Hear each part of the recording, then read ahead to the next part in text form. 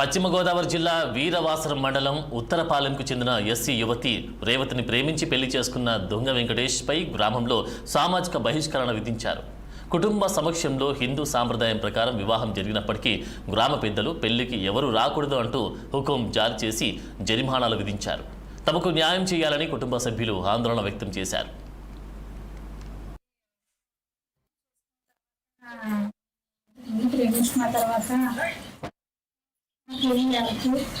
మాది ఏలక్ష్మి మండలం శ్రీపురం.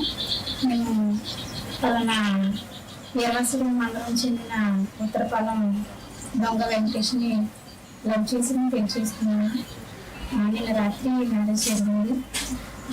చెప్పవలసిన సంఘటన ఏంటంటే, నమ్మకం చేసుకున్న తర్వాత నేను ఇంతకుముందు ప్రేమించుకున్న తర్వాత నేను ఈ ఊరికి చాలా ప్రాసెస్ ఉందని చెప్పారు. కాకపోతే నేను ఫస్ట్ నమ్మలేదు.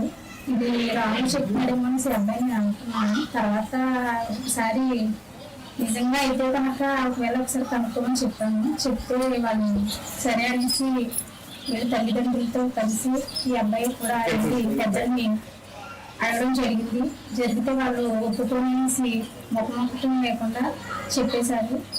తర్వాత వచ్చి ఇంకా ఇష్టపడ్డాం కదా అని చెప్పి ఇద్దరం పెళ్లికి సిద్ధపడ్డాము. ఊరి నుంచి ఎవరు కూడా ఫ్రెండ్సే కాదు, తనకు సంబంధించిన రిలేటివ్సే కాదు, ఊరి నుంచి ఎటువంటి ఒక మనిషి కూడా రాలేదు. అది ఎంతవరకు కరెక్ట్ అన్నది మీరు ఒకసారి నిర్ణయించాలని నేను కోరుకుంటున్నాను. బీసీ ఫైవ్ క్యాస్ట్ని తప్ప బీసీ కింద ఎస్సీ క్యాస్ట్ని అయితే ఎక్కువని చెప్పారు. మళ్ళీ రెండోసారి ముందు మీటింగ్ పెట్టి కొంచెం రిపోర్ట్ చేసి ఊళ్ళో వద్దు బయట తీసుకోమని చెప్పేసి అన్నారు. మనం బయట తీసుకుంటాను, అలాగనే రండి అక్షంతలు వేసి భోజనం చేయండి అంటే అలా కూడా మేము రాను.